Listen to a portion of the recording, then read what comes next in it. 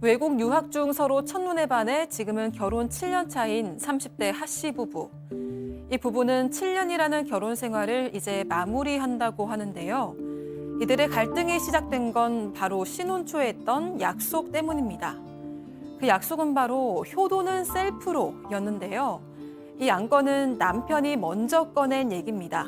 본인은 장인어른, 장모님에게 잘할 자신이 없고 아들 같은 사위 노릇을 하고 싶지 않다며 각자 부모는 각자 알아서 챙기자라고 말한 겁니다. 그런데 말은 본인이 꺼내놓고 7년간 남편의 행동은 전혀 이렇지 않았다고 하는데요. 본인의 부모님은 같이 챙기길 원하고 친정 부모님은 알아서 챙기길 원했던 남편. 셀프 효도로 시작된 갈등, 이들의 결혼 생활은 이렇게 마무리되는 걸까요? 결혼하면 제일 많이 나오는 얘기가 바로 이 효도의 문제, 효도의 문제. 대리 효도도 있고 또 셀프 효도, 이번엔 셀프 효도. 그것 때문에 이혼을 하고 싶다. 네, 일단 이 하 씨랑 남편은요, 외국 유학 중에 만났는데 서로 보자마자 첫눈에 반했다고 합니다. 이 둘 다 굉장히 좀 자유롭고 쿨한 성격을 가지고 있다고 합니다. 이것 때문에 굉장히 좀 잘 맞았고 자연스럽게 결혼까지 이어지게 됐다고 하는데요. 이 결혼 준비 과정에서도 작은 문제조차도 없었고 연애하는 동안에도 싸울 일이 없었다고 합니다. 이들은 결혼과 동시에 한국으로 돌아와서 한국의 자리를 잡게 됐고 아이는 없었지만 둘 다 능력이 있었기 때문에요. 맞벌이를 하면서 똑같이 공동생활비 내고 경제적으로도 여유로운 생활을 즐겼다고 합니다. 자, 신랑은 신랑 집에, 네. 신부는 친정에.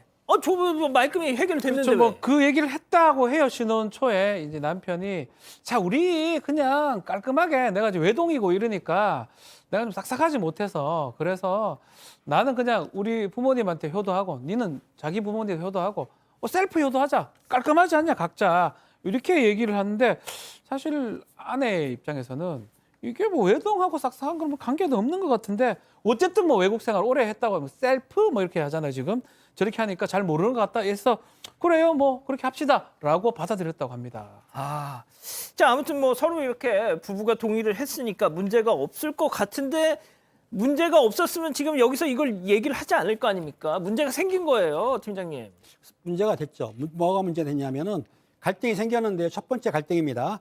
남편이 추석 전에 한우 선물 세트를 2개를 사가지고 왔습니다. 2개. 2개죠. 그러니까 이제 아내 입장에서 볼 때는 그럼 하나는 시집에 가고 하나는 친정을 주겠다고 생각했더니 당연하죠. 남편이 뭐라고 했냐면은 뭐라고요? 각자 챙기려 했는데 당신은 선물 준비했어라고 물었던 거예요. 그러니까 여자 입장에서 황당하죠. 아내 입장에서 아니 하나는 우리 줄 건데 그게 아닌가 싶어가지고 왜 이럴까라고 했는데 남편이 뭐라고 했냐면 이게 내가 산 돈, 내 돈으로 샀기 때문에 문제가 없다라고 말했기 때문에 그러면 이 문제는 나는 내 부모는 내가 사야 되겠다 생각했던 것 같아요. 그러면서 셀프 이 하시 입장에서 볼 때는 셀프 효도라는 것이 사실은 서로가 문제가 생겼을 때 중간에서 서로가 이제 조정을 하고 서로 이제 그 이해해주고 사랑해줘야 되는 건데도 단칼에 무 자르듯이 쫙 잘라가지고 너 부모는 너, 우리 부모는 우모 이렇게 행동을 하자 또 그렇게 하자고 그러니까 여자 입장에서 상당히 당했던 것 같아요. 그런데 이 여자가 생각할 때, 아내가 생각할 때, 그래, 그러면은 남편이 그러면 나도 그대로 하겠어 싶어가지고 나도 똑같이 내 부모에게만 챙기면 된다 싶어서 시월드는 생각 안 하고 친정만 생각하기로 마음을 먹었던 거죠.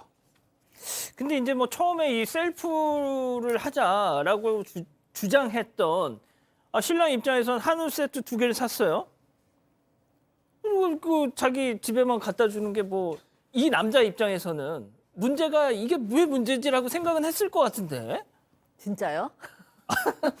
어떻게 그렇게 생각할 수가 있어요. 네. 예. 한우 세트를 2개를 샀으면 예. 부인 입장에서 당연히 하나는 우리 어머니, 우리 엄마, 우리 아빠 거구나. 설날 선물이니까 이렇게 생각할 것 같아요. 근데 도리어 무자르듯이 아니야 라고 얘기를 하니까 이제 이 아내도 이제 좀 기분이 상하기 시작했어요. 하지만 맨 처음에 그렇게 약속을 했으니까 그래, 그럴 수도 있어. 내가 괜히 그것 때문에 속상하지 말자. 남편은 나쁜 의도를 가지고 한 거는 아니니까 이렇게 이제 이해를 했어요.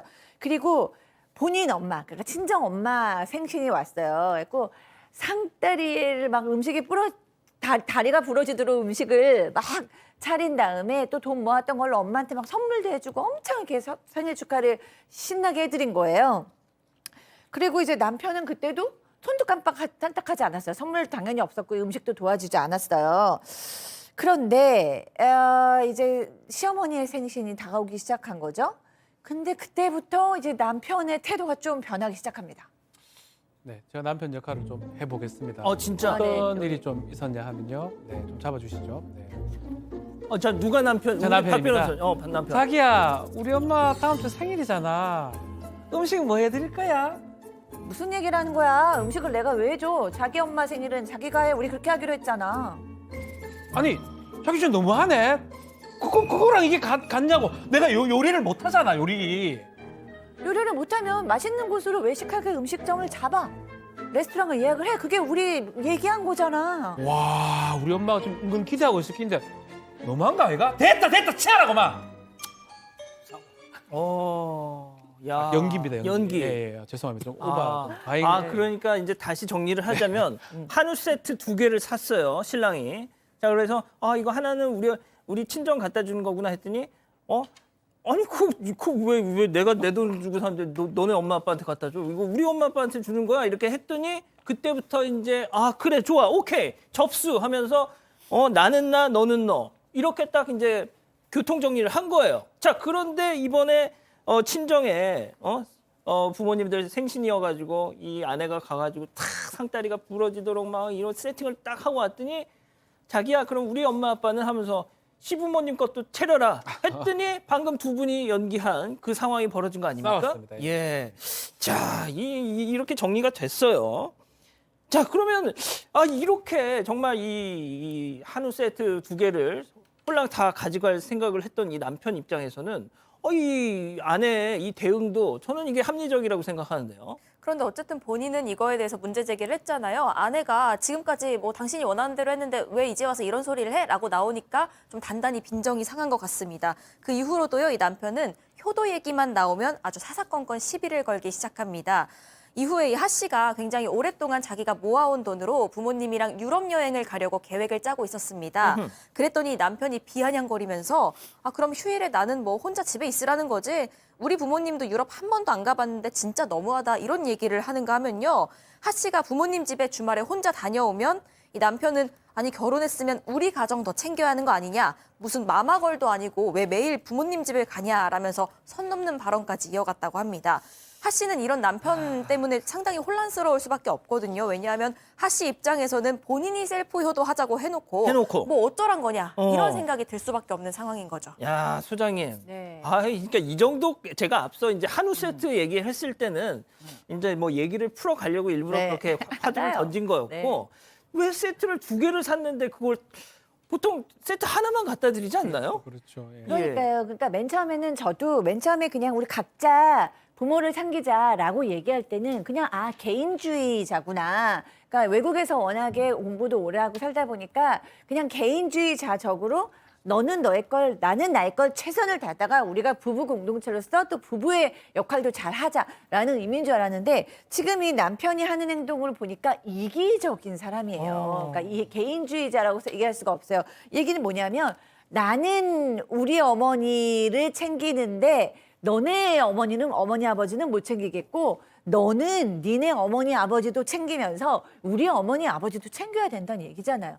그런데다가 지금 이 하 씨는 뭐 생활비도 남편이 벌어다 주는 걸로 생활하는 사람이 아니에요. 아이도 없이 맞벌이 하느라고 굉장히 열심히 일을 하는 사람이니까 사실은 맨 처음에 맨 처음에 개인주의적으로 각자 하자 그럴 때 흔쾌히 오케이 했잖아요. 그리고 그렇게 행동을 하는데 이제 와서 이렇게 얘기를 하면 이거는 정말 크게 싸우자는 얘기죠.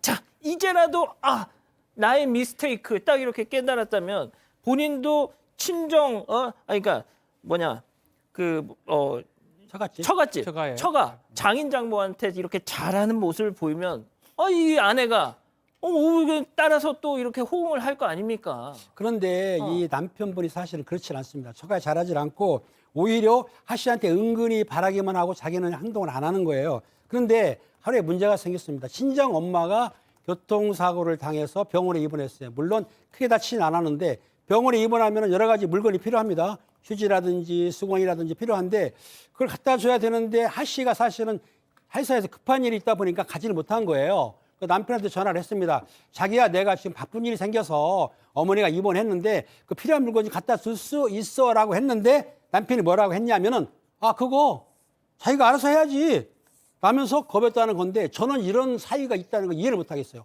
장모님이 입원을 했으면 당연히 문병을 가야 되는데 불구하고 아내가 부탁해서 그 필요한 물건을 갖다 주라고 하는데 자기가 알아서 해?